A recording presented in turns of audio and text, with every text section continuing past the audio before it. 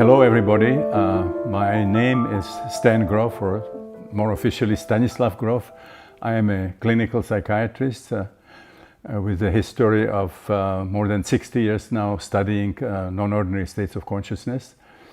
And I would like to invite you to our telecourse where I would be exploring what changes would have to be done in current psychology, psychiatry, psychotherapy if we systematically study these non-ordinary states. I should be more specific than that. I have been studying these 60 years a very important, very large subgroup of non-ordinary states of consciousness for which current psychiatry does not have a name.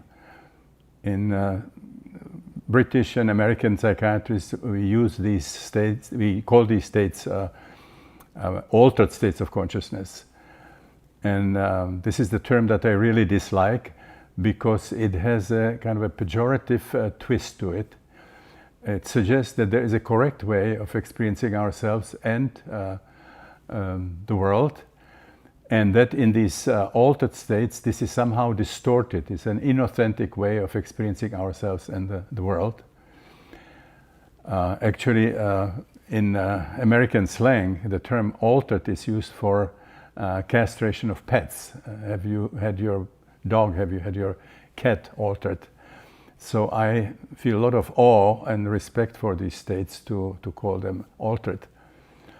But even that term non-ordinary state is not really accurate because it doesn't reflect the basic quality of these states that I have been studying, which is they have healing, therapeutic potential, they have transformative potential, they have what we call heuristic potential, that's H-E-U-R, which means if we experience these states or study these states, we run into many observations and experiences which will be paradigm breaking, which current psychiatry, psychology cannot explain.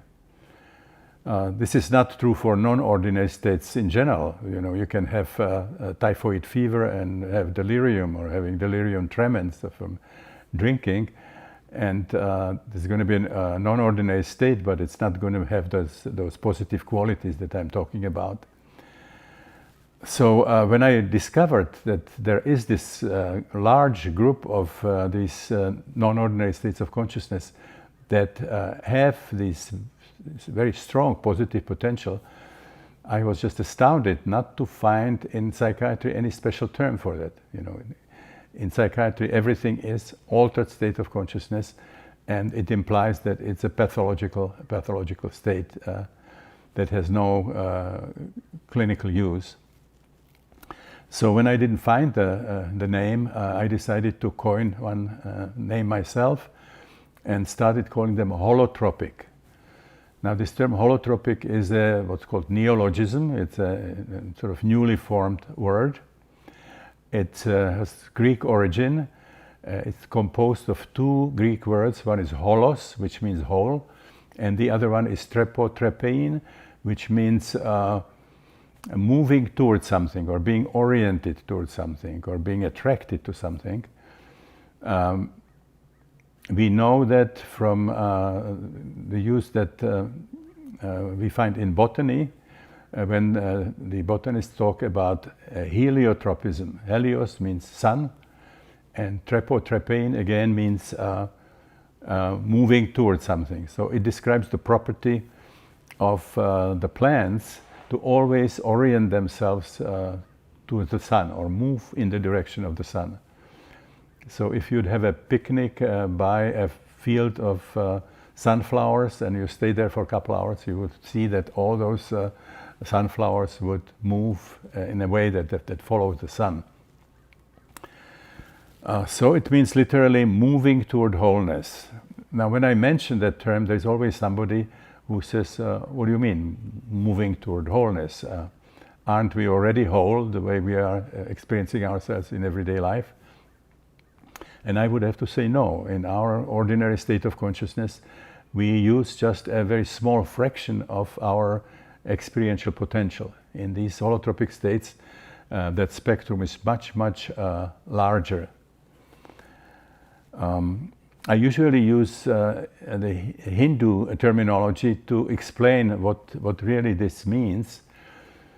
In Hinduism, we would hear that we are not nama rupa, we are not name and shape or name and form, that our true identity is with a spark of cosmic creative energy that we carry in our innermost being. And that Sanskrit term for this is Atman, the sort of kind of cosmic energy that is represented within us. And this is not a belief, sort of unsubstantiated belief, ungrounded belief, or some kind of fantasy of the Hindus. This is something that can be empirically validated if we follow certain rigorous procedures, yogas. We all have the potential to experience that cosmic core of ourselves. And if we have that experience, then we find out that that energy that we carry in the innermost being of ourselves is actually identical with the cosmic creative energy that is responsible for creation of the universe itself. So if you read the Upanishads, there's the question raised, who am I, who are we? And in Sanskrit that answer is Tattvam Asi, which means literally you are it. And now that does not sound very lofty, so it's usually translated archaically, thou art that, with a capital T. But what it really means, your true nature is divine. You are your Godhead. Each of us is Godhead. There's also a different way of putting it, which came from the French philosopher, Jesuit paleontologist Teilhard de Chardin, who said, we are not human beings having divine experiences, we are divine beings having the experiences of being human. And there was another way to say it, which I heard from Alan Watts, a British-American philosopher, who said, we really are not just skin-encapsulated egos. This is a really basic secret that we find at the core of all major religions, the idea that somehow each individual is, in last analysis, identical with the divine. And I have a lot of quotes here that will illustrate that. I already mentioned the one from Hinduism. Atman is identical with Brahman. Each of us is identical with the divine, Tattvam Asi. We spent a lot of time with Swami Muktananda, who was the head of the Siddha Yoga movement, and he used to say, God dwells in you as you. If you read Buddhist scriptures, you will hear, look inside, you are the Buddha. Each of us is ultimately Buddha. If we do Buddhist meditation, it's not about achieving something or becoming something that we are not. It's basically recognizing who we are already. In the Confucian tradition, you hear heaven, earth, and humans are the same. Even in the Christian tradition, in the mystical tradition of Christianity, you hear things like, Father, you and I are one. Or the way St. Gregorius Palamas said that, the kingdom of heaven, nay, the king of heaven is within us. You find it in Kabbalah, the Abraham Abulafia, he said, he and we are one. And even in Islam, there's a statement by Muhammad who said, whoever knows himself knows his Lord. I hope that he meant also women, but it's a patriarchal culture, so it came out in this form. And the most extreme example is the Sufi Hallaj, who had the experience of his own divinity and said, I am God, the absolute truth, the true reality. And he was killed and burned for that statement. He paid with his life, but by communicating it to other people. So now, what are the types of experiences that we would call, or I would call, holotropic? Where do we find them? So one major category, experiences that go way back, and those are the experiences of novice shamans, what's called initiatory crisis of shamans. The career of many shamans, if not most, begins by an experience in which they go into a visionary state that in most cultures follows a certain specific archetypal trajectory. It involves a visionary journey into the underworld where they feel attacked by evil spirits. They feel that they are subjected to tremendous tortures. Flesh is scraped off their bones. Their eyes are scraped out. Blood is sucked out of their bodies. They might even end up experiencing themselves as dismembered. And after this experience of ordeals and total annihilation, then they have the experience of psychospiritual death and rebirth, which is followed by a magical journey to the supernal realm, to the solar realm, that again, takes somewhat different forms, different archetypal patterns in different cultures. So sometimes it could be the experience of being transformed into a solar bird, like an eagle, a falcon, a thunderbird, a condor in South America. Or they can have the experience that they are carried by this bird into the solar realm. In some other cultures it might be climbing a rainbow, getting sort of to the supernal realm this way, or climbing on a world tree, or it could be a bridge that's made of bows and arrows. So whichever way it happens, they kind of reach this experience of the solarization. In these cultures, they frequently believe that actually the body of the shaman is not the ordinary body, that they have body like quartz crystal, sort of a clean body, not the sort of a dark body of flesh that we have. And my interpretation of it is that it of course doesn't relate to the material nature of the body, but the way the body is experienced, that is experienced really as being sort of full of light, being radiant. I would interpret the same way, for example, the statements from alchemy that you transform lead into gold. It's a question of how you experience things, not what things become. Now, the shamanic journey has some quite amazing characteristics. One of them is that the novice shaman very typically heals himself or herself from a variety of emotional disorders, also psychosomatic and sometimes even physical disorders. So that anthropologists refer to shamans as the wounded healers.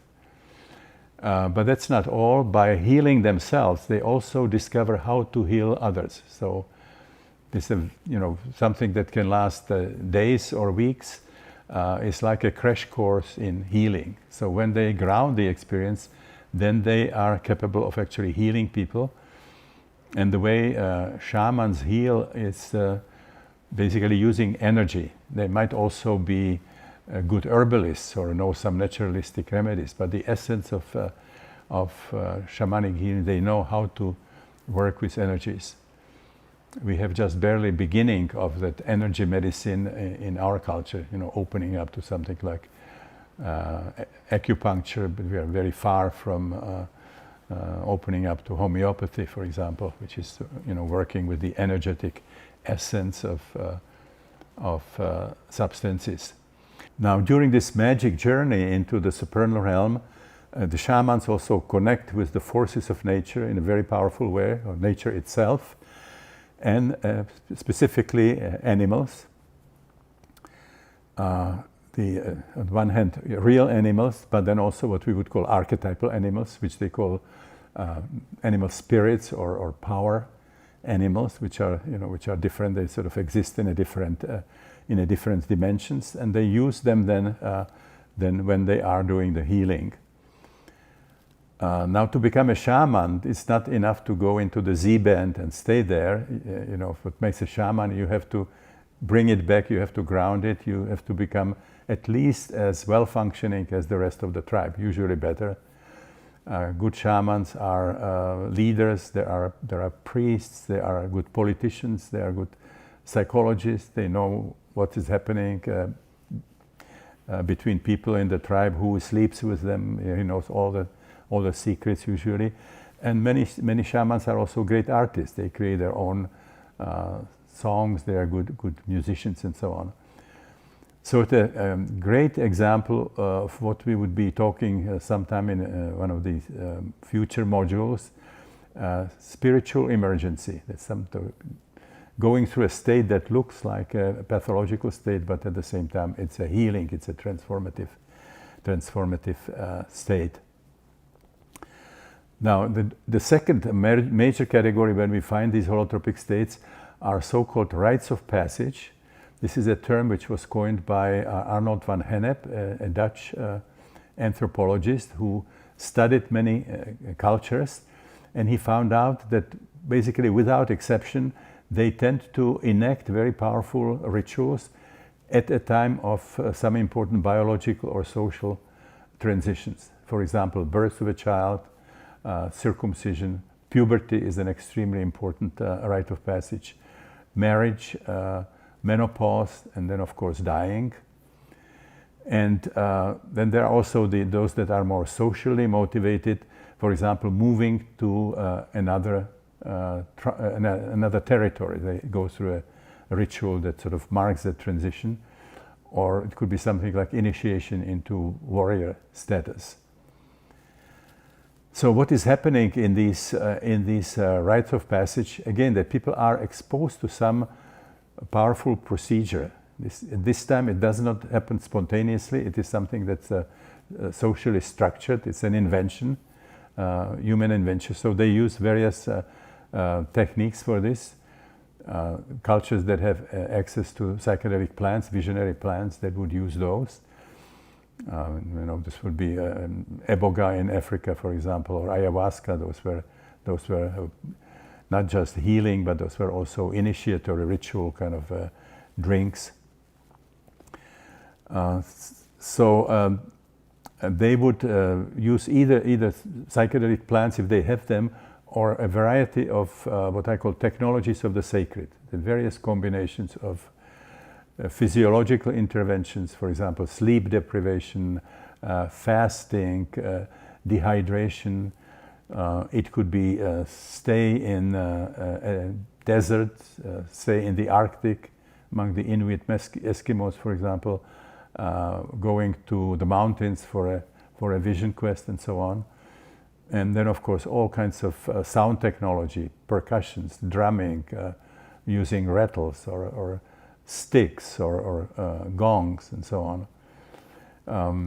It could be also, very, very extreme interventions. For example, some sort of mutilation. It could be, in some of the Native American cultures, for example, involved chopping of the pinky, or it can involve sub-incision, for example, in the Australian Aboriginal cultures, or massive bloodletting, as it is done by the Lacanton Maya people, or the ancient Mayas use perforation of the tongue or the penis and bloodletting. So again, those are very, very drastic procedures. And if we study what happens in these rites of passage, whether it's induced by some chemical substances, plant materials, or these non-pharmacological methods, people typically go through a death rebirth experience. And very frequently they also use some kind of external props that are drawn from biological birth. For example, the initiates would end up being buried under the ground up to their neck and stay there overnight, or they would be wrapped into a rawhide, or they would shave their head and smear it with blood or sometimes even feces to make them look like newborns. And this very convincing experience of dying and being born is then interpreted as dying in the old role and being born into the new one. So, if we take, for example, the puberty rights, which are basically in all the native cultures, the idea is that you go into it as a boy or a girl, and you're put through this really intense procedure, like resembling hazing, and then you emerge from it as a man or a woman with all the rights and all the duties of adult people. So that once you have been through the rite of passage, nobody would dare to treat you as a child. Very different from our culture, where you can be 50 years old and you come home to your parents and they still think that they have a right to decide what car you buy or whom you marry or not marry, with whom you socialize.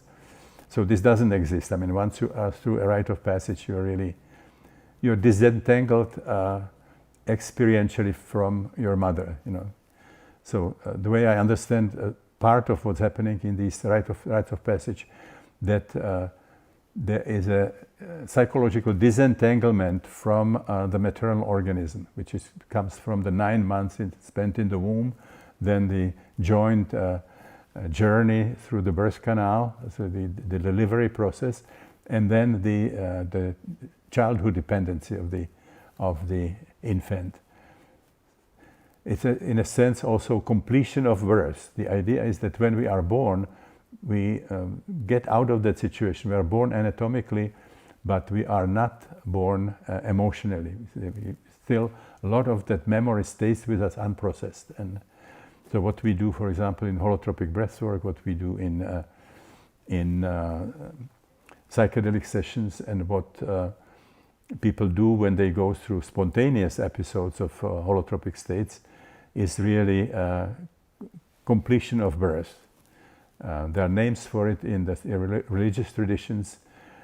In Christianity, they talk about being born again. In Hinduism, the term is dvija, twice born, which means the person who was born once like everybody else anatomically, but they also somehow completed that process emotionally.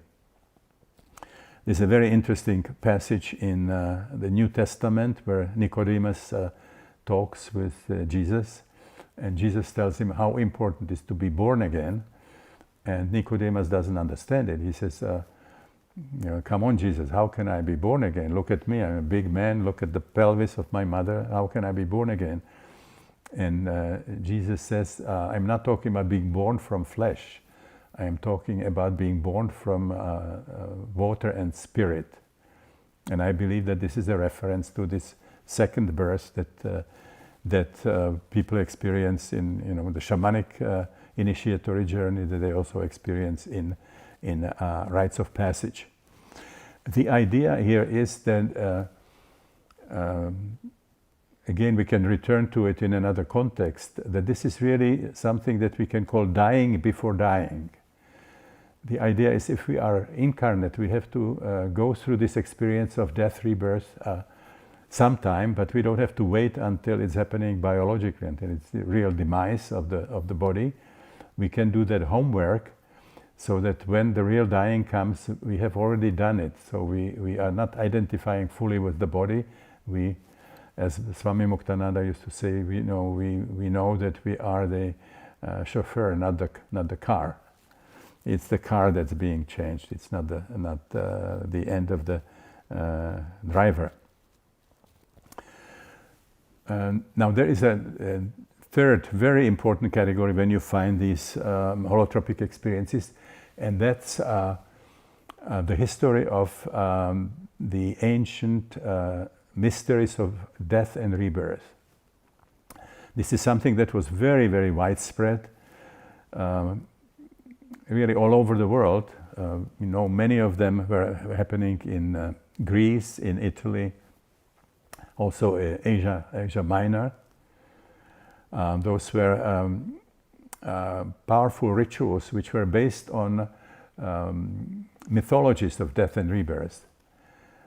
Joseph Campbell, who studied all these different cultures, talk about it as a monomyth, as a journey of the hero. That all these different cultures had major mythological stories describing gods and demigods and legendary heroes, or sometimes ordinary people, going through some kind of fantastic adventure that takes them into another realm, another time, usually described, like a very long time ago in a very far away land, describing that we are not talking about something happening in geography or history, but moving into another realm. So those are stories in which these individuals were they killed in one way or another, or they descended into the underworld, the realm of the dead, and then they returned from them transformed. So the oldest story is the story of the Sumerian goddess Inanna, who lost her lover Dumuzi and took the journey into the underworld, which was ruled by her sister Ereshkigal, and she wanted to retrieve from there elixir of immortality. She wanted to bring her lover back to life. Another very powerful story is Isis and Osiris. Osiris being killed and dismembered by his brother Set, and the two sisters, Isis and Nephthys, managed to collect the pieces of Osiris, put him together in a rawhide, and then reanimate him, and he became the ruler of the underworld and symbol of death and rebirth. There's a similar story of Dionysus, who was also dismembered and then put together by Pallas Athene. There's a story of Attis, Adonis. In the Nordic tradition, there's a story of Wotan, hanging on the Yggdrasil, or the world ash tree, and trading his eye for the knowledge of the runes of the sacred alphabet. There are stories also in Mesoamerica, pre-Hispanic America. The story of Quetzalcoatl, usually represented as plumed serpent, who was given an intoxicating beverage, pulque, by the goddess who represented pulque, and he got intoxicated and committed incest with his sister, and then punished himself by creating a funeral pyre and immolated himself and traveled through the underworld and emerged, being transformed into a planet Venus. And a parallel story from the Mayan culture about the hero twins, Xbalanque and Hunahpu, who went to the underworld to play ball game with the gods, and in the process they got killed and were reborn and were transformed into celestial bodies. So now in all these cultures and all these places where they had these powerful stories, they created institutions, these sacred mysteries, where the initiates would come and they would be put through some procedure, again using some mind-expanding procedures that took them through death rebirth kind of experience, and that rebirth was experienced as identification with the deity underlying that myth. So the most famous of these mysteries were the mysteries in Eleusis, Lucinian Mysteries. It's about 16 miles from Athens, that were actually conducted for almost 2,000 years, every 5 years. Now, if you think about it, this is extraordinary. Fads come and go, but if they manage to offer a procedure that people were interested in for almost 2,000 years, that's pretty impressive. And it's important to say that it didn't end because people lost interest in it. This was suppressed by a Christian emperor, together with all the other cults that were considered pagan. So it would have probably continued for some time beyond that. Now, and the question is, what were they doing? You know, we don't have much knowledge about what they were actually using, although we know from the native traditions that there are many ways you can do it, chemically and non-pharmacologically. But we have some interesting information about this, specifically about the Lucinian Mysteries, because this problem was taken on by Albert Hofmann, the discoverer of LSD, Gordon Wasson, who was the New York banker and sort of amateur mycologist who brought the psilocybin mushrooms from Mexico to Europe and gave them to Albert Hofmann for chemical identification when he found these two active principles, psilocin and psilocybin. And the third person in this team was Karl Rack, who was the Greek scholar. And they studied all the available literature very carefully, and they came to the conclusion that the key to these Eleusinian mysteries was a sacred potion, which was called Kykeon, that's Kykeon, that was administered to the initiates at a certain critical part of the procedure. That was sort of inducing these kinds of visions, and they concluded that this was actually a preparation made of ergot, very similar to LSD. Albert Hofmann actually tasted what he considered to be the original Kykeon. So they wrote about this, the book which is called The Road to Eleusis. Very very fascinating kind of material. Now it's important to say that many very prominent people from the antique time, from antiquity, were the initiates in one or the other kind of these mysteries. So in a sense, the list of the initiates reads like who is who in the ancient world. It was Plato and Aristotle. That term catharsis, the cleansing, emotional cleansing, comes from Aristotle, who was inspired to it by his experience in the mysteries, Orphic mysteries. Another one was the Emperor Marcus Aurelius. Another one was Cicero, who wrote a powerful statement about these mysteries, that they took them from a barbarian status to a civilian status. The poet Pindaros. So it's a very, very noble line of these initiates. So this is very interesting if you consider it in the context of the fact that they're going through some procedures involving powerful experiences in holotropic states. We like to say about ancient Greeks that they were like the founders of the European civilization. They're extremely talented people, artists, philosophers and scientists and so on. Now this put in a somewhat different perspective if we realize that there was a lot of these kinds of experiences of non-ordinary states. When my late wife Christina and I went to Eleusis, we had a guide and we came to the Telestrion, which is the ruin of the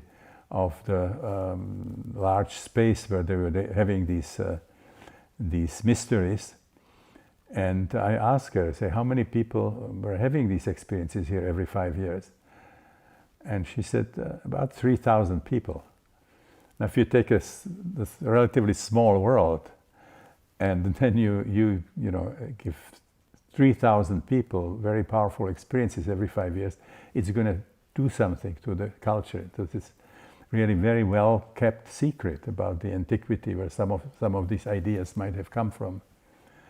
So when I think about Plato these days, I don't see him, pacing through the academy and saying, well, let me see how the world works. So it seems like we might not have just this level, there's this other level, with these forms and ideas, archetypes and so on.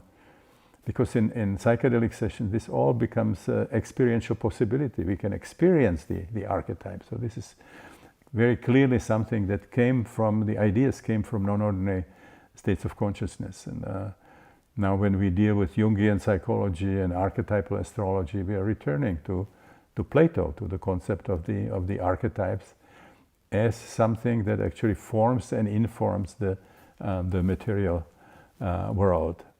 So that's a really fascinating discovery, that how much the Greek creativity and the Roman creativity and so on, and the things that were coming from Asia Minor, might have been really caused by the effect that psychedelics have on creativity, which we are now discovering, including going as far as microdosing, to make us sort of think better and have better ideas. Now, my own entry into this realm of holotropic experiences was in 1956, where I was a beginning psychiatrist, and I volunteered for an LSD session. We got a supply of LSD from the Sandoz Pharmaceutical Company, which was accompanied by a letter from the Sandoz Corporation explaining where LSD came from. It was giving the story of Albert Hofmann, who was the prominent chemist at Sandoz, who was specializing in the chemistry of ergot alkaloids. And like in the late 30s, he became involved in creating a whole series of derivatives of a lysergic acid, which is something that you get is the active principle in ergot. He was adding all kinds of side chains, trying to find more effective preparations with less side effects. There were basically 3 different indications of this very important group of medications. This was used for gynecology, for contracting the uterus and stopping the bleeding, gynecological bleeding. It was used for migraine headaches because it was expanding the arteries in the brain, and then also in geriatric population to get better circulation in the brain. So LSD was the 25th in this row. So this is why it's called LSD-25, 25th derivative of lysergic acid. The term lysergic acid is from lysis and ergot. It's something that you get through dissolving ergot. This is why it's called lysergic acid.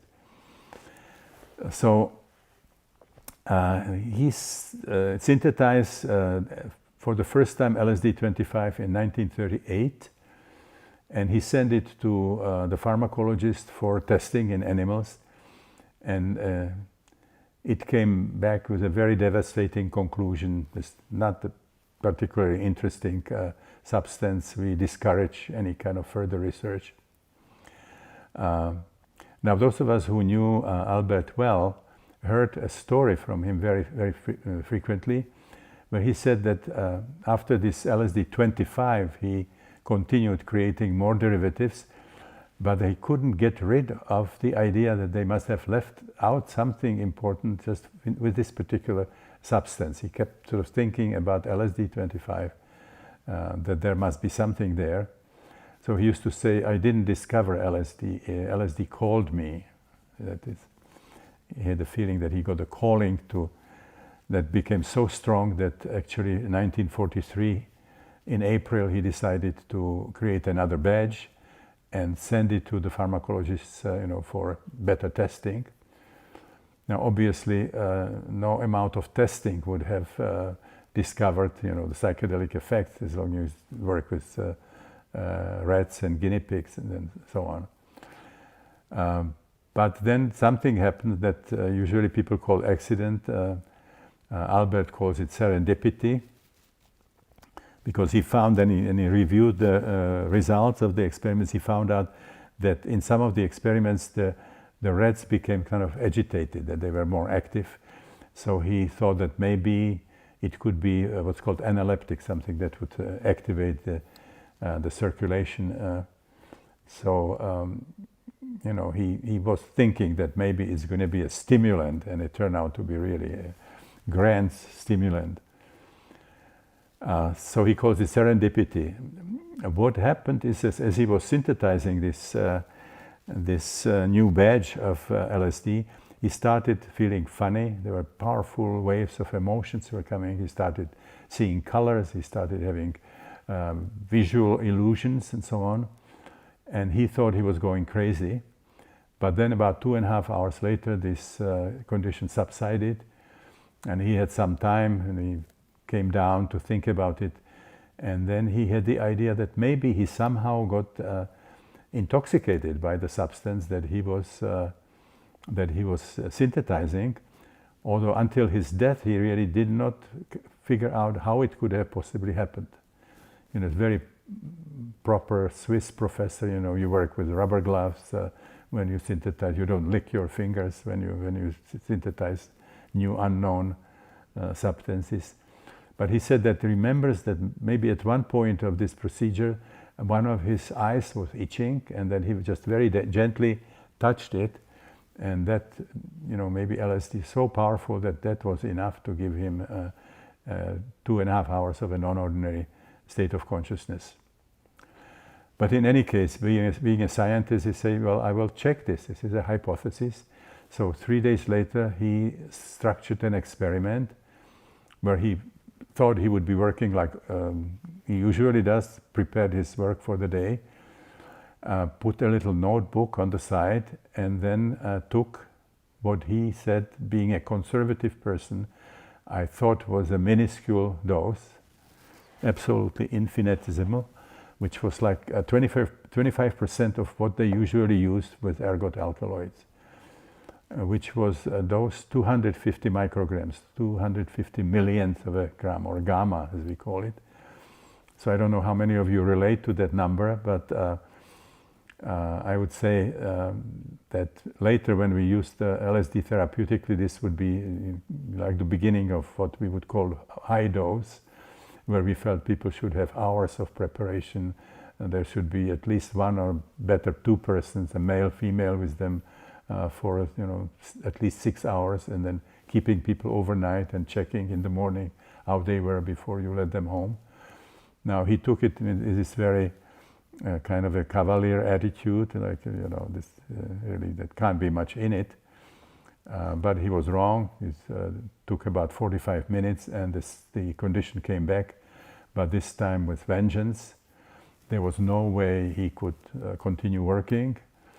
So he asked his assistant to take him home. This was the 1943 wartime, so there were restrictions on the use of cars. So many people in Basel were using bicycles. So there's this wonderful description of Albert's ride through the streets of Basel under the influence of 250 micrograms. A great description where he talks, for example, how it seemed like time really stopped. He was not moving at all. And so, but finally, like after eternity, he arrived home, but he felt very miserable. He felt actually that he was dying, and that his neighbor was a witch, was axing him. And so he asked the assistant to call the doctor. He also drank some milk, because as a chemist he knew that milk is an antidote for all kinds of poisons.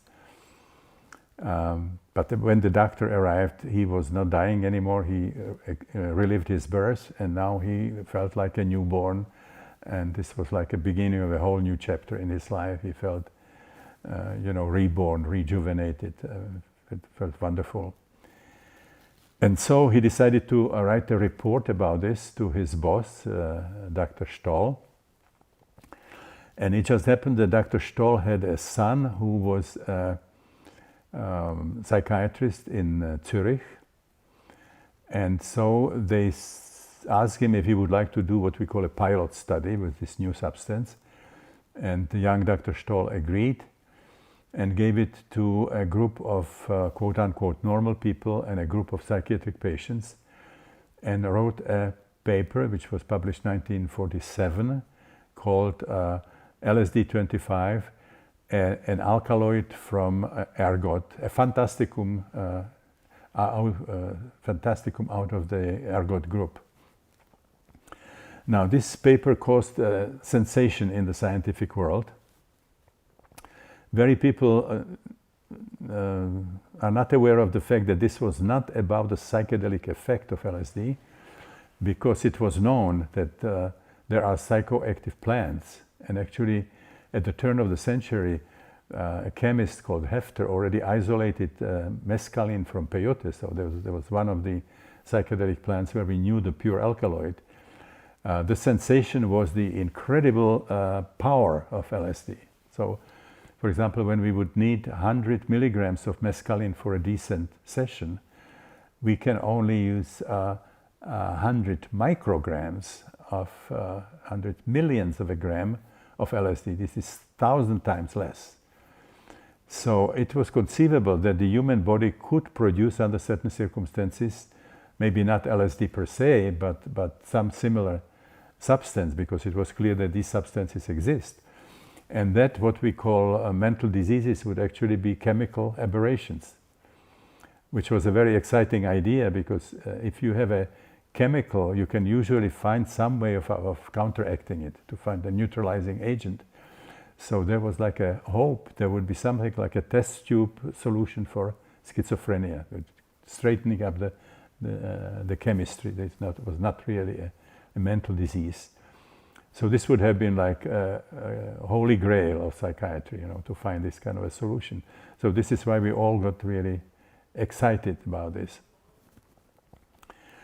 Now after this, then Sandoz was sending samples of LSD to research institutes, to psychiatric institutions, to individual therapists, with this letter describing this history and asking if they would like to experiment with it, and let them know if they feel there's some legitimate use for LSD in psychiatry.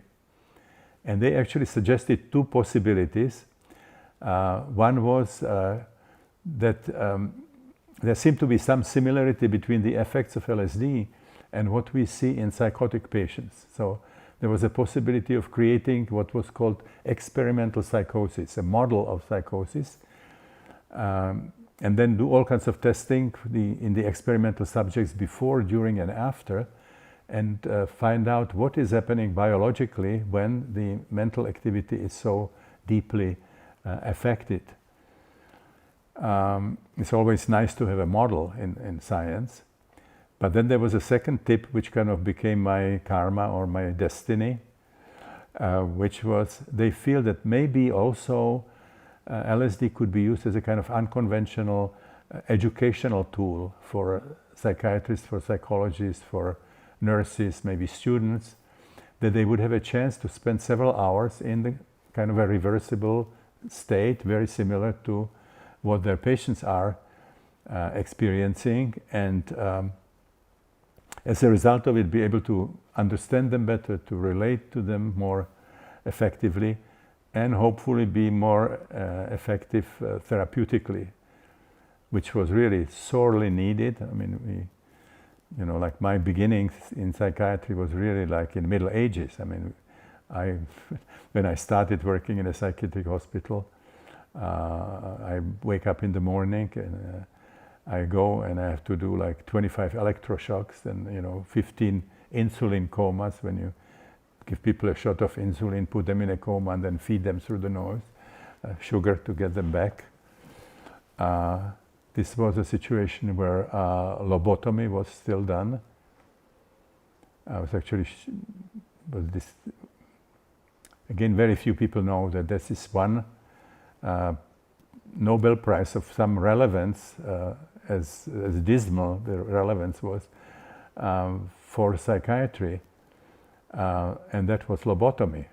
1947, Edgar Moniz, a Portuguese neurosurgeon, got a Nobel Prize for lobotomy, where you basically made a hole into the temple, you put a scalpel there and cut off the frontal lobe. Then later it was refined, it became transorbital, where you just put like a poker there and sort of do a little more subtle intervention on the brain. So this was in that kind of period, in that kind of atmosphere, this was considered a valuable contribution to psychiatry. So you know, this what LSD and psychedelics were bringing was you know, so incredibly elegant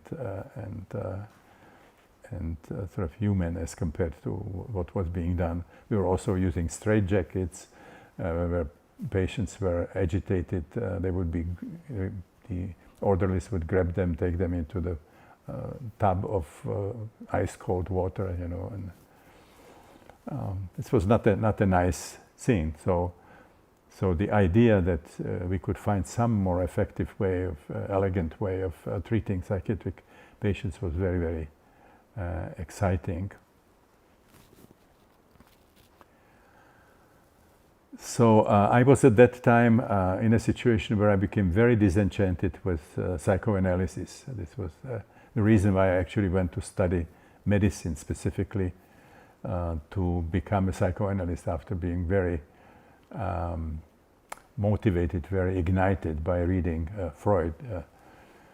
And by the time I started seeing the limitations of psychoanalysis. At that time, not yet the theoretical limitations, but just how much time it took, how much money, how much effort, and that the results were not exactly breathtaking. So my original intention was to become an animator of movies. And at this point, when I was volunteering for the session, I started kind of nostalgically thinking about the animated movies. You know, I shouldn't have chosen this discipline, psychiatry. So they were not allowing the students to have it, but I discovered LSD when I was in 4th year of my medical studies. And I was already practicing in my free time. I was practicing the psychiatric department, and my preceptor was the one who got the LSD from Sandoz, and he was very interested in it, but he had no time to sit, 6 hours with somebody in a session. So he was using us as kind of gophers. We were sitting with these people. And we were, keeping records and observing and reporting. And in a situation where we were not allowed, the students were not allowed, unlike what happened in Harvard, that sort of ended up with this expelling of Leary and Ramdas, Richard Alpert. So I was sitting there for 2 years, with a lot of psychiatrists, psychologists, with artists, scientists, having my appetite constantly whetted by these incredible stories, and I couldn't wait until I graduate. And so one of the first things I did was volunteer for the session, and so I came to my preceptor, and who got the stuff and asked. And it was a situation where he was very interested not just in LSD, but he was also interested in electroencephalography. And at the time when I asked for it, he was particularly interested in something that's called driving the brain waves and training the brain waves, which was exposing people to a very powerful stroboscopic light, and then finding in the EEG if the brain waves in the suboccipital area, which is the visual area of the brain, would pick up the frequency, if you can basically control the frequency of the brain by feeding in certain frequencies as a stimulation. So those of us who wanted to have the session have to agree that we would have not only the EEG before, during and after, but we also will have our brainwaves driven as part of the experiment. So I started the session. My brother was he's 4.5 years younger. He was I think maybe second, third year of medical studies. So he was sitting for me, keeping records. And I had, in the beginning, quite amazing experience. A lot of it was kind of what I would call today fractal images, which were a lot of sort of geometrical patterns, kaleidoscopic, very, very colorful, beautiful patterns, like stained glass windows in the Gothic cathedral, or Islamic sort of in Islamic mosques, the decoration, the variations of the name of Allah, and so on. I had the feeling I was like in Alhambra at one point. The atmosphere like 1001 Nights, Scheherazade, and so on. And then it went into something like sort of self-analysis. I went to childhood. I encountered some kind of few traumatic memories, going really way beyond psychoanalysis. And then about the third hour, the research assistant showed up and said it was time to drive the brain waves. So she took me to a little room. I lie down on the couch. She pasted the electrodes on my head and then brought this gigantic strobe to put it above my head and asked me to close my eyes. And then she turned this thing on. And in the next moment there was light like I had never seen in my life. I even couldn't imagine existed. It's like when you read reports about mystical experience, it was like thousands of suns or millions of suns. So at that point I thought it was like in Hiroshima when the thing went off. Today I think it was more like the primary clear light from Bardot Hödel when you see at the moment of your death. My consciousness was catapulted out of my body. I lost the research assistant, I lost the clinic, I lost Prague, I lost the planet, and I had the feeling I ceased to exist in the form that I knew myself by becoming really nothing, by being sort of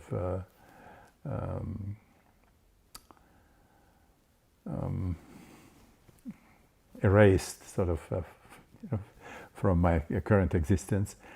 But a very strange feeling that by becoming nothing, I sort of became everything there was. I had the feeling I encompassed all of existence.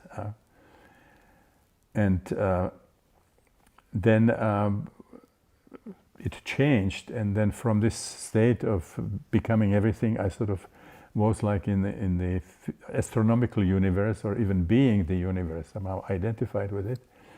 And there were all kinds of things happening, for which I didn't have name. This was the time when it was not known. The concept of the Big Bang was not yet known. So there was something like that. And then, when I read later about black holes, white holes, wormholes, and so there was something in that category that was happening.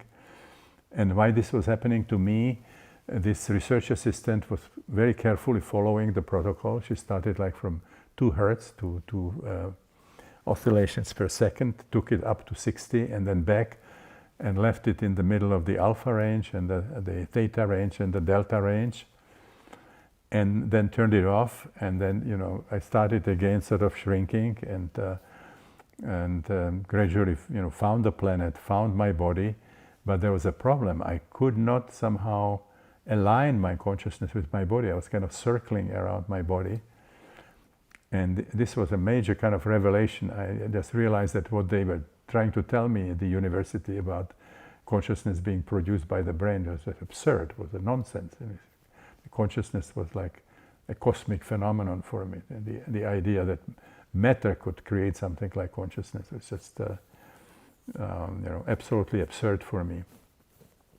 But finally I managed to align my consciousness with my body, and I came just back with an incredibly positive feeling. And Because right then, I decided I'm a psychiatrist, I'm stuck with psychiatry. This is by far the most interesting thing you can do when you're a psychiatrist, to study these states, non-ordinary states that I now call holotropic states.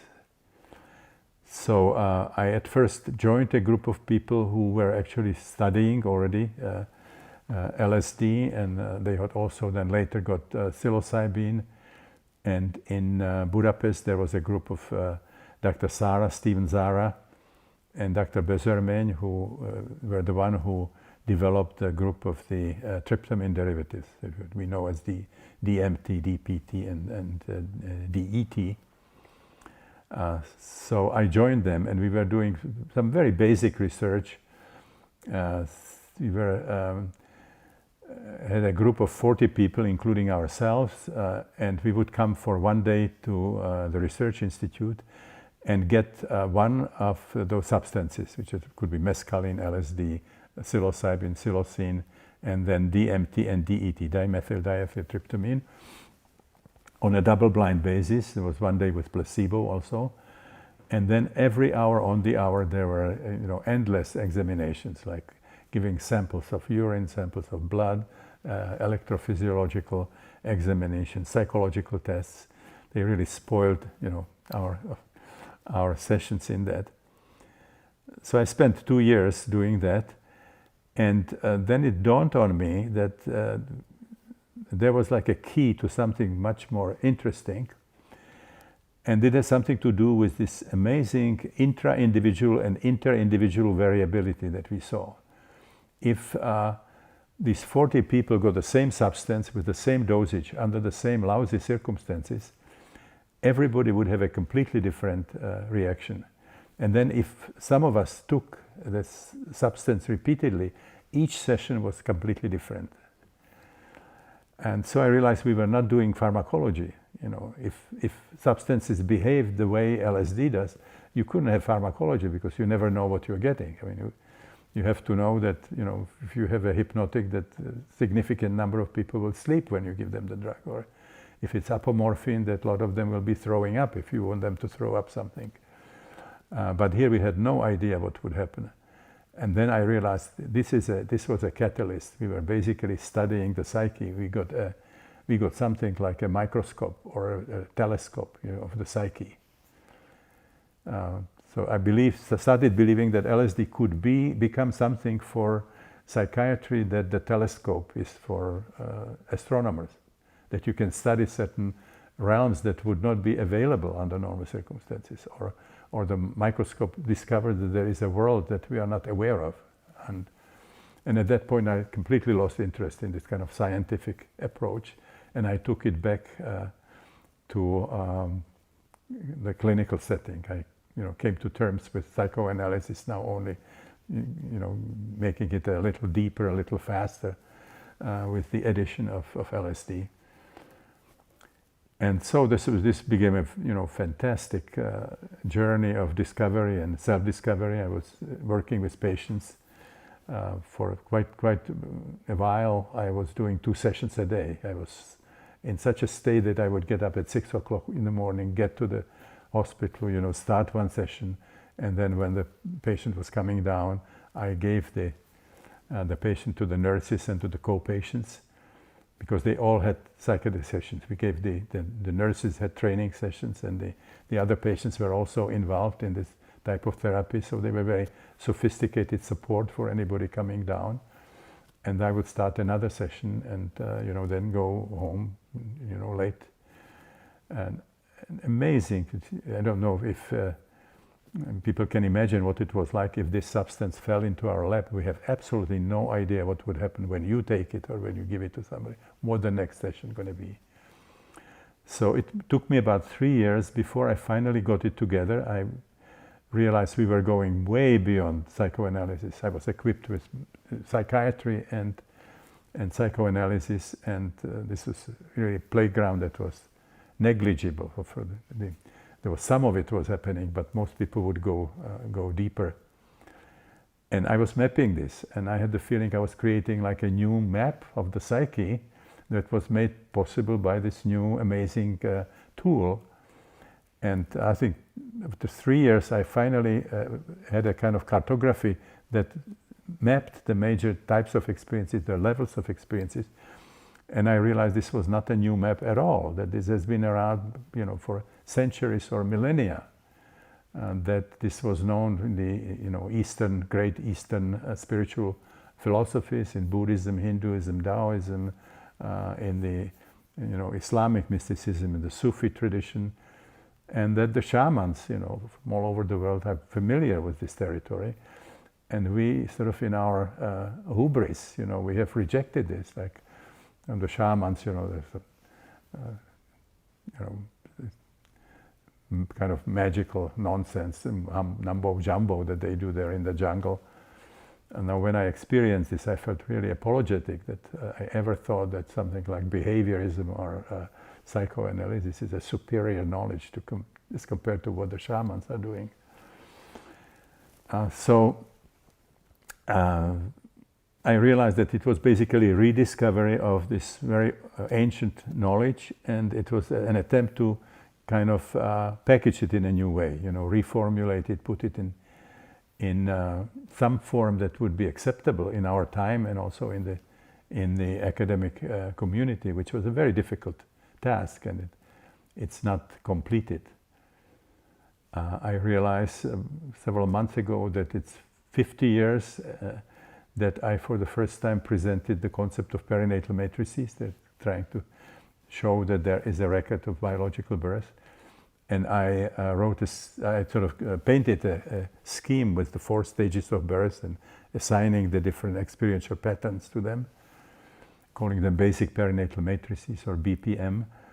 And I realized that these 50 years it didn't make a dent, in the thinking of contemporary psychiatrists. So probably one of the most unsuccessful attempts to change a paradigm.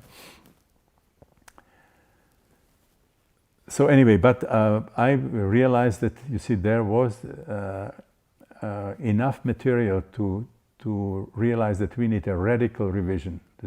That our current understanding of the psyche, which is limited to postnatal biography, which is painfully narrow, and that for that reason our understanding of what we are dealing with when we work with emotional problems, psychosomatic problems, is inadequate, is superficial, and that the kind of methods that we are trying to use are ridiculous, trying to do it with talking or suppressing symptoms. We have two kind of alternatives. And so I started writing sort of about these observations that I believed were really challenging. And this is what I would like to talk about.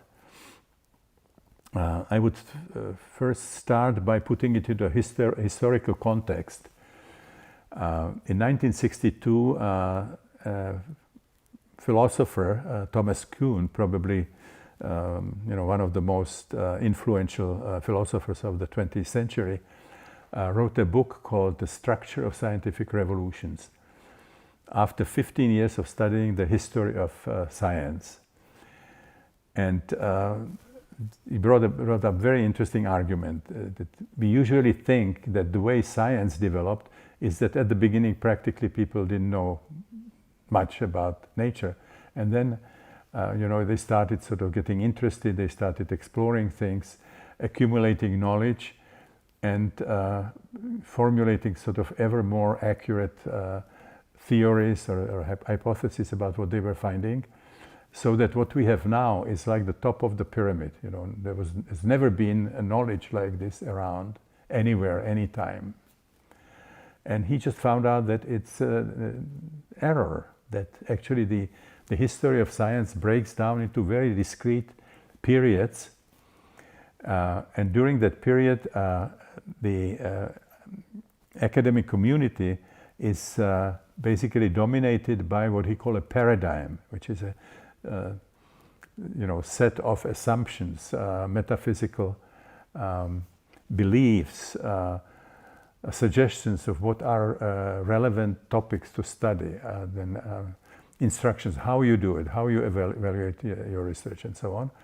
And that the academic community basically agreed on this. And Kuhn said that during this time when that science is dominated by a paradigm, that scientists basically do what he called normal science, which is problem solving within a set of rules, which he compared to playing chess. If you play chess, you can't suddenly decide that there's an uncomfortable figure there and take him, or unless it's allowed that you change one figure into another. You basically have it pretty much established how you can solve problems that occur. Now, what Kuhn said then, that what happens typically, that after a while, some very inconvenient observations would come up. That suddenly it seems like there are findings, there are observations where the dominant paradigm does not apply. And at first it's discounted. This cannot be happening, because it's not only that the academic community is controlled by that paradigm, but they also make an error, which people like Alfred Korzybski and Gregory Bateson called confusion of map and territory. Not only they have this description that they believe in, but they don't see it as a kind of a temporary way of organizing the existing observations, but they see it as an accurate description of how things are. Gregory Bateson used to say, if scientists make mistakes like that, it can happen that one day they go to a restaurant and they eat the menu instead of the dinner. There's a difference between the map can be, good map or not so good map, but it's never the territory. So there's this belief in that paradigm, and also in the fact that this is an accurate description of how things are. This is not just our way of thinking about it. So it's dismissed, sometimes in a very nasty way. This was bad research. The guy was crazy, or it was even cheating and so on. But if it's a relevant observation, then it starts coming again and again from different angles. And at a certain point, it's just too much of it, so that the academic community decide there is a problem. And then a period starts, which Kuhn called the period of abnormal science, where suddenly it's allowed to challenge the most basic assumptions of that old paradigm and offer some wild alternatives. And that out of this kind of intellectual churning, then finally one new paradigm emerges as victorious. That then is accepted by the community, and the history of science is rewritten, because now we have new heroes. Okay. For example, when there was an atomic theory emerged, they found out that there were people like Leucippus and Democritus who were talking about atoms like in ancient Greece. And then when the holographic thinking came, found out that there was a situation in Buddhism, which was a system called Avatamsaka Buddhism, mutual penetration, that actually was anticipating something like holographic thinking. I just quickly tell the story because I really like the story. The story goes that there was an empress who liked really this Avatamsaka Buddhism, but couldn't quite understand it. So she went to a sage, Fatsang, and said, "Can you please explain it to me? How can things be sort of all mutually penetrating?" Fritjof Capra actually in his book, The Tao of Physics, used one of the images that this form of Buddhism is using, and that's the image of a necklace of pearls in Indra's heaven that are arranged in such a way that each of them is reflecting all the others, containing all the others. So this Fatsang was facing the problem of explaining it to the Empress. And what he did, he took her into a giant hall where everything was mirrors. I mean, the floor, the ceiling, the walls. And he reached into his pocket, took out a candle and lit the candle, and suddenly there were millions of candles all around. And he says, well, this is how the one is in the many. And then he reached into his pocket, took out a crystal, and now all those candles all around were sort of concentrating. This is how many are in the one. This happened many times. So some of the major paradigm shifts were that people are aware of. It's like the shift, of course, from the geocentric Ptolemaic system to the heliocentric system of Copernicus, Galileo, Kepler, and so on. Then the next one that happened was the shift from a chemistry which was called phlogiston chemistry, where every compound was a mixture of phlogiston and something else. And when people like Lavoisier and Dalton came with the idea of atoms, people were fired because they didn't believe in phlogiston anymore. And today we laugh when we hear about phlogiston, and who knows what phlogiston was. And then, of course, the last one that we went through was the shift in the first 3 decades of the 20th century from Newtonian physics first to the theories of relativity and then to quantum physics, that even Einstein, till his death, did not accept, because he didn't like the statistic, he didn't the dice playing that was in it. So the idea is that we are now in a period of, in my opinion, in a period of paradigm shift, that we have now accumulated enormous amount of evidence, particularly in various disciplines that study consciousness, which would be, certainly psychedelic research, now even powerful non-pharmacological experiential therapies like the holotropic breathwork or rebirthing or some other forms of inducing powerful experiences without substances. We have stuff coming from parapsychology. We have things coming out from field anthropology.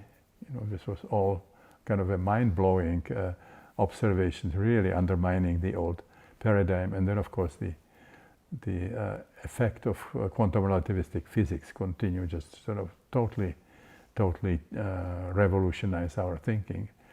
So I believe that we are now going through such a change in our understanding of the human psyche and consciousness that is of the same scope and relevance of the changes that happened already in the understanding of matter, and that actually when it's completed, that it's going to be complementary to the changes. There are no problems with these new observations from consciousness research and quantum relativistic physics. The conflict is with what Fritjof Capra called the Newtonian Cartesian paradigm, monistic materialistic paradigm, and these findings from transpersonal psychology or consciousness research. So what we have seen, since Fritjof Capra's Tao of Physics and Rupert Sheldrake's New Biology of Life, and the incredible work that Erwin Laszlo is doing, and so on. A theory of chaos, Prigozhin's dissipative structures. These Karl Pribram's holographic model of the brain, David Bohm's implicate order. This was always welcome in the transpersonal community. It's always embarrassment of the old time of thinking, but there's no problem in people who study consciousness and psychology. These changes would fall into several categories.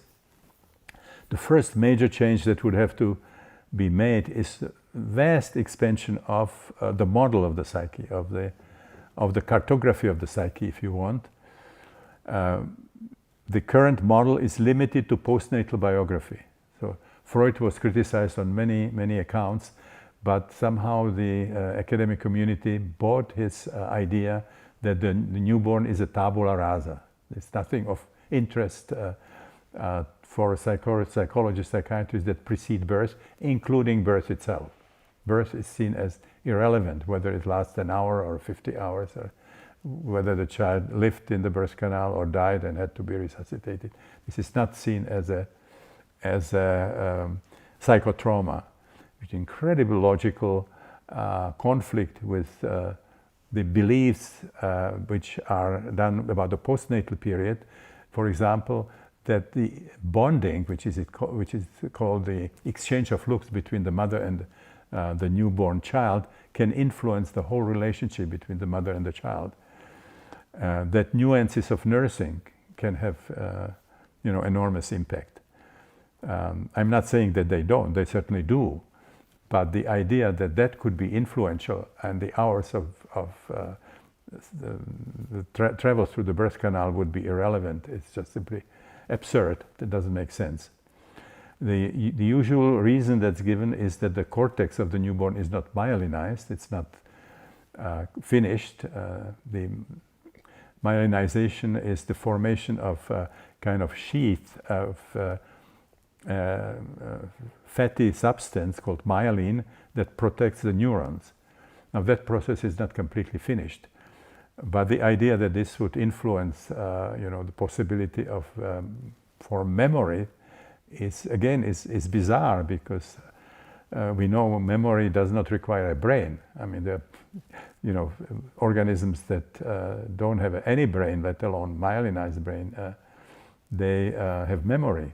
Actually, a Nobel Prize was given to Eric Kandel, the Australian-American scientist, for the study of memory mechanisms in a sea slug and aplysia. So aplysias have memory, but something as complex as the brain of a newborn baby cannot form a memory of birth.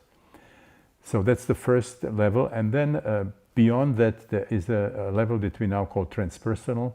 There's great overlap with Jung's concept of the collective unconscious, which is historical, where we have access to anything that happened in the world historically, and the archetypal, where we actually can get access to a mythology of any country, whether or not we know it intellectually. We can experience archetypal figures, we can visit the archetypal abodes of the beyond, hell or heaven or paradise of different cultures.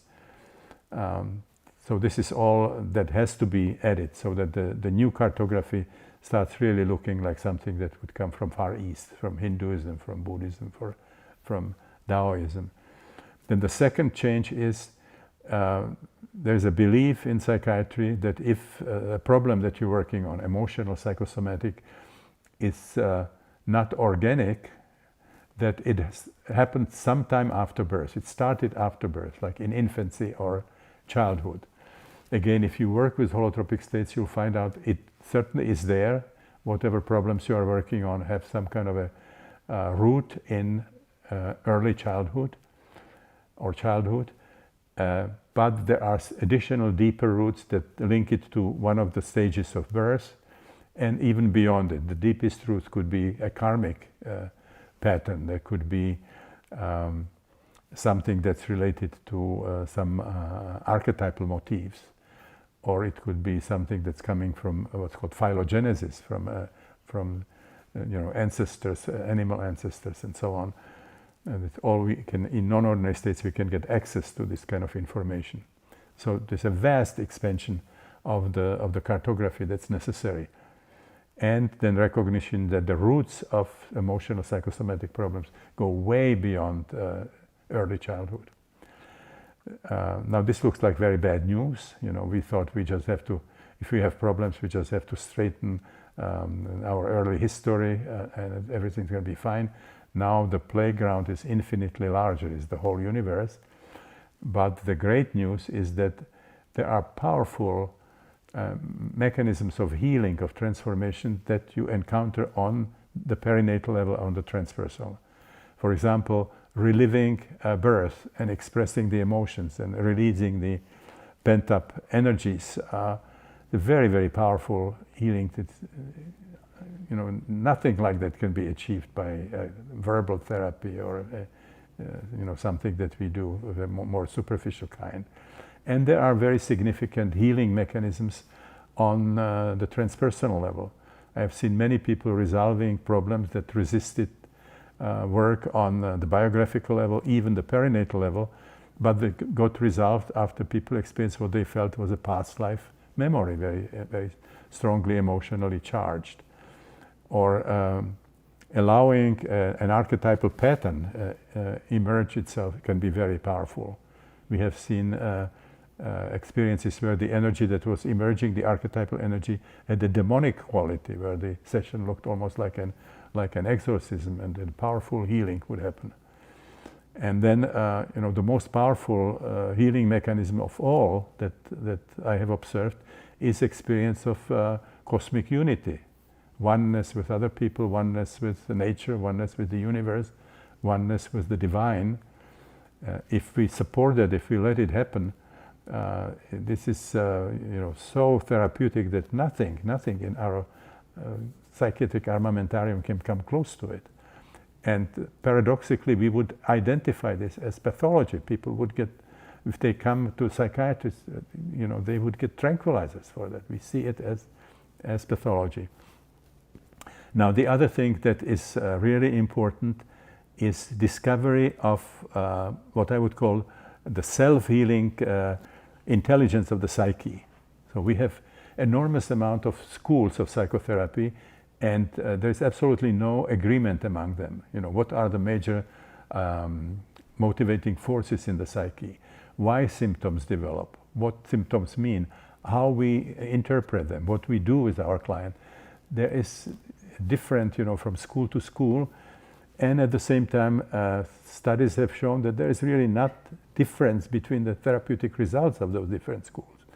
So very likely what we think we are doing there when we are interpreting and using different strategies, like when I was in psychoanalysis for 7 years, there were even things like strategic use of silence. You don't sort of answer the question and so on. Sort of laughable, things as compared to confronting that problem with some kind of intense experience, expression of emotions and so on. This cannot be compared. So what is the alternative? The alternative is that if you go into this holotropic state, it activates this something, first of all, like an inner radar, which finds in your psyche somehow unconscious material which has sufficient emotional charge and is also in a certain position to the threshold of consciousness that is available for that particular day, and it can emerge and be processed. There are some other elements in the unconscious that are also very heavily charged, but they are not in the right position. We have to go through several sessions before they come, to a situation where they are available for processing. And that sequence in which they are emerging, that's automatically determined by the intelligence of the psyche itself. This is just automatically emerging in a way that it can be best handled. And this applies also to, we will talk about it in relation to what Christina and I called spiritual emergencies, where people have spontaneous episodes of intense holotropic states that are interpreted as being pathological. They turn out to be really an expression of a healing impulse in the psyche, kind of a homeopathic movement. And the reason why it seems pathological, because we don't have a conceptual framework that would account for that kind of intensity. If you just talk about nursing or toilet training or things like that, that what you see is totally inappropriate for that kind of history. If you think that this is from 30 hours of choking in the birth canal, then people have the right to do some screaming and choking and flailing around and so on. So this is a shift from the idea that the therapist sort of understands the psyche in general and the psyche of the client in particular, and then comes with some kind of intervention, interpretation, and so on, is replaced by reliance on this sort of healing capacity of the psyche, self-healing capacity, and you get a very feminine way of approaching it. You know, the masculine is trying to figure out and be a doer. This is more like midwifery. There is already a process that's happening, and you have to adjust to it. You have to support what is happening, even if at times you don't understand. So if you do a lot of personal training experience, you develop trust to this process. You are willing to let it happen, even if you just don't understand what is happening, because you have seen many times that this actually led to the resolution of the problem. So the next thing that I would mention is spirituality. You know, current psychiatry in this extreme is monistic, materialistic. The history of the universe is the history of developing matter. Life, consciousness, intelligence are latecomers. It's kind of a fluke, something that happened after, you know, billions of years of development of matter as an epiphenomenon, as a side effect of the development of matter. Now, if you have that kind of worldview, and you know, somebody mentions spirit, you say, "What do you mean by spirit?" You know, there's no place for anything like spirit in a materialistic worldview. So you are gullible, you are uneducated, you are superstitious, you are into magical thinking, primary processes, as Freud called it. So if you do the work with holotropic states, you'll find out spirituality is a vitally important dimension in the human psyche and in the universal scheme of things. You know, it has to be incorporated and acknowledged in psychiatry. Otherwise, psychiatry has no clues why there is religion, the whole spiritual, ritual history of humanity would appear to be pathology, something that was started by you know, psychotic patients. We have many books, many papers which are looking for a right diagnosis for just about every founder of a religion, just about every prophet. You know, Ramakrishna has been called schizophrenic. Saint Teresa of Avila, a hysterical psychotic. Saint John of the Cross, hereditary degenerative. If you meditate, there's even a paper by Franz Alexander, the founder of psychosomatic medicine, which is called Buddhist meditation as artificial catatonia. So there's something suspicious about you if you put yourself into the meditative posture. So these are all major changes. Expanding the map, recognizing that it's much bigger than we thought, that the roots of emotional psychosomatic problems were much deeper, that there are healing mechanisms, therapeutic mechanisms available on levels that current psychiatry doesn't even acknowledge, that there is a self-healing capacity in the psyche that we have not been utilizing, and that you know, we have to recognize the importance of spirituality. And I'm not talking about organized religions. What's very interesting in these holotropic states, that people develop spirituality which is universal, which is all-inclusive, all-encompassing, non-chauvinistic, non-denominational. So this is not, when we talk about transpersonal psychology, it's not claiming that you can reconcile the dogmas of organized religion with science, but there is nothing unscientific to study these states, you know, what they are, what is the phenomenology, what kind of impact they have on people, how they transform their lives, how they change their worldview, and so on. Those are all very legitimate scientific questions, and we will not have viable psychiatry, in my opinion, unless we make these really radical changes. So, thank you very much for your attention.